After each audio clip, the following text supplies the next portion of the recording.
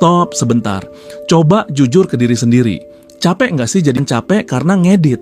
Bukan capek karena mikirin ide, tapi capek karena sudah berusaha, tapi hasilnya seperti nggak kemana-mana. Di awal, semangat kita besar. Niatnya serius.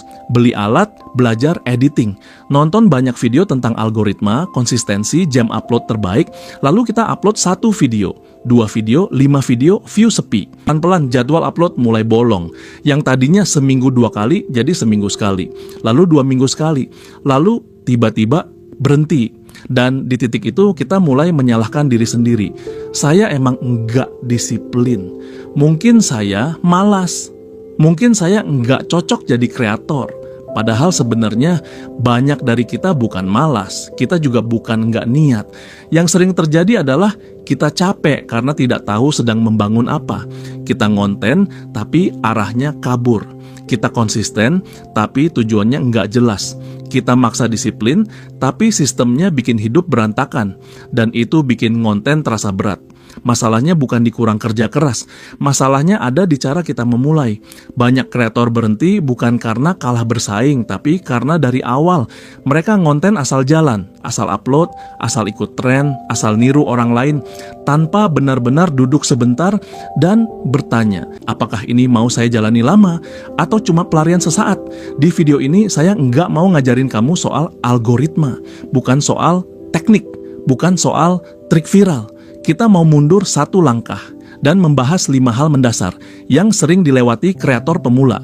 Karena sebelum kamu memaksa diri untuk konsisten, kamu perlu tahu dulu, konsistensi itu seharusnya lahir dari arah, bukan dari paksaan. Kalau kamu merasa cerita ini dekat dengan kamu, jangan kemana-mana. Kita lanjut pelan-pelan. 1. Menentukan target penonton dengan jelas. Banyak kreator bilang, konten saya buat semua orang, padahal tanpa sadar, itu bikin kita bicara ke ruang kosong. Saya pernah ketemu kreator yang tiap upload selalu gelisah. Masalahnya bukan karena kontennya jelek. Masalahnya, dia sendiri nggak tahu sedang bicara ke siapa. Dia nggak membayangkan satu orang tertentu di balik layar. Nggak membayangkan usia, kondisi hidup, atau keresahan penontonnya. Akhirnya setiap video terasa hambar. Bahasanya netral. Topiknya lompat-lompat. Dan penonton nggak merasa diajak bicara secara personal. Saat kreator mulai jelas, oh, saya ngomong ke orang yang lagi capek, tapi masih pengen bertahan.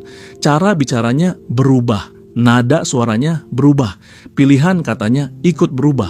Dan di situ konten mulai terasa hidup. 2. Membuat hook kuat di 3 detik pertama. Banyak kreator kalah bukan karena isi videonya buruk, tapi karena orang sudah pergi sebelum sempat mendengarkan.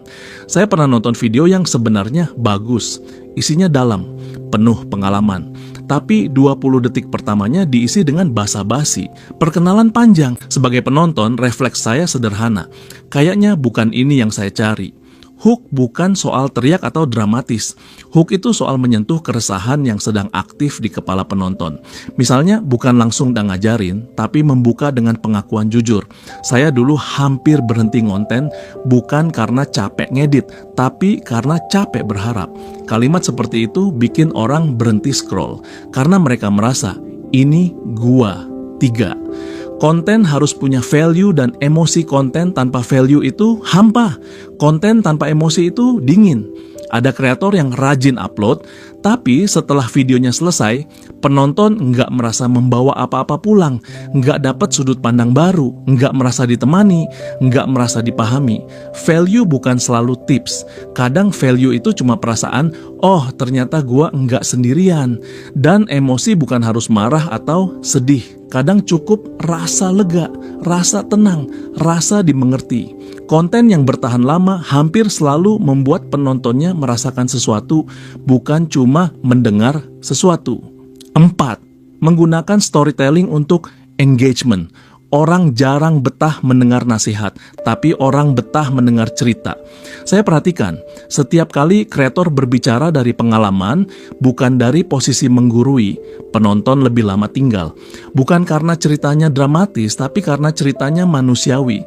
Storytelling itu bukan melebih-lebihkan, tapi jujur tentang proses, tentang ragu, tentang salah langkah, tentang berhenti sebentar lalu lanjut lagi. Saat kreator berani membuka prosesnya, penonton merasa ikut berjalan, bukan sekadar diajari dari atas. Dan disitulah engagement tumbuh secara alami. 5. Konsisten tanpa berekspektasi. Banyak kreator berhenti bukan karena nggak kuat kerja, tapi karena terlalu berharap cepat berhasil. Saya pernah lihat kreator yang niat banget, upload hampir tiap hari, tidur berantakan, hidupnya penuh tekanan. 3 bulan kemudian, dia hilang. Bukan karena gagal, tapi karena hidupnya tidak sanggup menanggung ritme itu. Sebaliknya, ada kreator yang upload seminggu sekali. Tenang, nggak kejar target gila-gilaan. Konsistensi bukan soal seberapa sering kamu upload, tapi seberapa lama kamu sanggup berjalan tanpa membenci prosesnya. Banyak orang mengira konsistensi itu soal disiplin, soal kuat atau tidaknya seseorang memaksa diri. Padahal, kalau kita jujur, manusia itu jarang berhenti karena malas. Kita berhenti karena lelah secara mental. Dan kelelahan itu hampir selalu datang bukan dari kerja terlalu berat, tapi dari arah yang tidak jelas. Saat kamu ngonten tanpa tahu siapa yang kamu ajak bicara, setiap video terasa seperti berbicara ke tembok. Tidak ada respon emosional, tidak ada koneksi.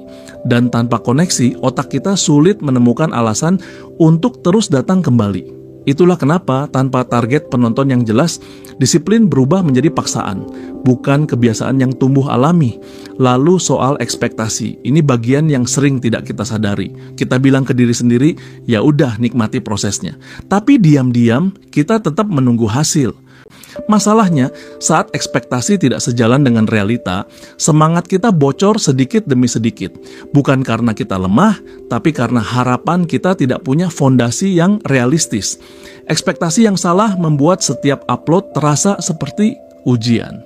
Dan hidup yang isinya ujian terus, lama-lama ingin ditinggalkan. Lalu masuk ke sistem ngonten. Banyak kreator punya niat baik, tapi sistemnya dibangun di atas versi ideal dirinya, bukan versi nyata, versi yang selalu punya waktu, versi yang selalu semangat, versi yang hidupnya rapi, padahal hidup jarang serapi itu. Saat sistem tidak sesuai dengan kenyataan hidup, yang runtuh bukan cuma jadwal upload, tapi rasa percaya diri. Kita mulai berpikir, kenapa orang lain bisa, tapi saya tidak? Padahal masalahnya bukan di orangnya, tapi di sistem yang tidak manusiawi. Kemudian soal identitas sebagai kreator. Kalau kamu ngonten hanya untuk terlihat seperti orang lain, energinya cepat habis karena kamu sedang menjalani hidup yang bukan milikmu. Identitas yang tidak jelas membuat setiap video terasa berat karena kamu terus berpura-pura, dan berpura-pura itu mahal biayanya. Sebaliknya, saat kamu berdamai dengan siapa dirimu, gaya bicara jadi lebih tenang, topik jadi lebih konsisten, dan prosesnya terasa lebih ringan. Konsistensi itu bukan satu masalah besar, ia adalah akumulasi dari keputusan-keputusan kecil yang sering tidak kita sadari di awal, tentang arah, tentang harapan, tentang sistem, tentang kejujuran pada diri sendiri, dan tentang bagaimana kita ingin hidup. Kalau satu saja dari ini rapuh, lama-lama semuanya ikut goyah. Dan mungkin itu sebabnya banyak kreator berhenti, bukan karena tidak mampu, tapi karena sejak awal mereka tidak membangun fondasi yang cukup kuat untuk ditinggali dalam jangka panjang. Ingin bercerita tentang beberapa kreator, bukan yang viral, bukan yang sering masuk FYP, tapi yang kisahnya mungkin lebih dekat dengan kita. Cerita pertama tentang kreator yang sangat ambisius. Di awal dia luar biasa serius, targetnya jelas di kepalanya, harus cepat besar. Upload hampir setiap hari, belajar semua strategi, tidurnya berantakan, hidupnya mulai diatur oleh jadwal konten. Setiap video bukan lagi ekspresi, tapi tuntutan. Ketika view tidak sesuai harapan, emosinya naik turun. Hari ini semangat, besok frustrasi. Sampai akhirnya dia capek. Bukan capek ngonten, tapi capek hidupnya selalu terasa dikejar-kejar. Yang awalnya jadi mimpi, pelan-pelan berubah jadi beban. Dan suatu hari dia berhenti. Bukan karena gagal, tapi karena tidak sanggup lagi menjalani ritme itu. Cerita kedua, kreator yang jauh lebih tenang. Dia tidak punya target muluk, dia sadar waktunya terbatas. Pekerjaan utama tetap prioritas, keluarga tetap nomor satu. Dia upload seminggu sekali, kadang 2 minggu sekali, tapi ritmenya stabil. Setiap kali upload, dia tahu kenapa video itu dibuat dan untuk siapa. Dia tidak terlalu sering melihat angka. Itu dengan hidupnya, bukan mengambil alih hidupnya. Channelnya tumbuh pelan, tidak meledak, tidak viral. Tapi sampai hari ini, dia masih ada, masih berkarya, masih menikmati prosesnya. Dan justru karena itu, peluangnya untuk terus berkembang jauh lebih besar. Cerita ketiga, kreator yang sempat menghilang. Dulu dia rajin upload, punya ambisi, punya mimpi. Tapi di tengah jalan hidupnya berubah. Tekanan kerja naik, masalah pribadi datang bersamaan.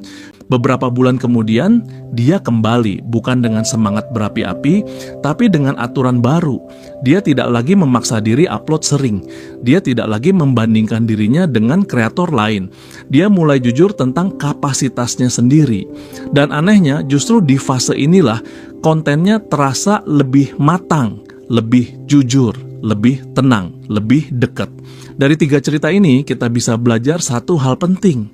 Yang membuat kreator bertahan bukan siapa yang paling keras memaksa diri, tapi siapa yang paling paham bagaimana. Dan di perjalanan panjang, yang bertahan bukan yang paling cepat di awal, tapi yang tahu kapan harus berjalan pelan, kapan harus berhenti sejenak, dan kapan harus melanjutkan lagi. Yang saya ingin mengajak kamu berhenti sebentar. Bukan untuk menganalisis, bukan untuk menyusun strategi, tapi untuk jujur ke diri sendiri. Coba tanyakan ini pelan-pelan, selama ini kamu sedang membangun channel atau sebenarnya sedang mengejar validasi? Apakah kamu menikmati proses berbagi atau kamu lebih sering menunggu angka bergerak untuk merasa cukup? Tidak salah ingin berkembang, tidak salah ingin dikenal, tapi saat semua motivasi bertumpu pada hasil, setiap upload menjadi beban.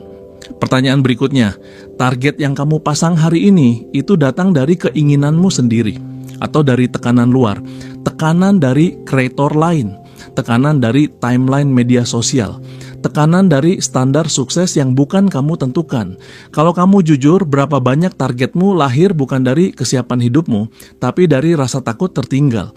Lalu, pertanyaan yang sering tidak kita tanyakan, saat pekerjaan bertambah, saat energi berkurang, saat prioritas bergeser, apakah kamu memberi ruang untuk menyesuaikan, atau kamu tetap memaksa pola lama sambil menyalahkan diri sendiri?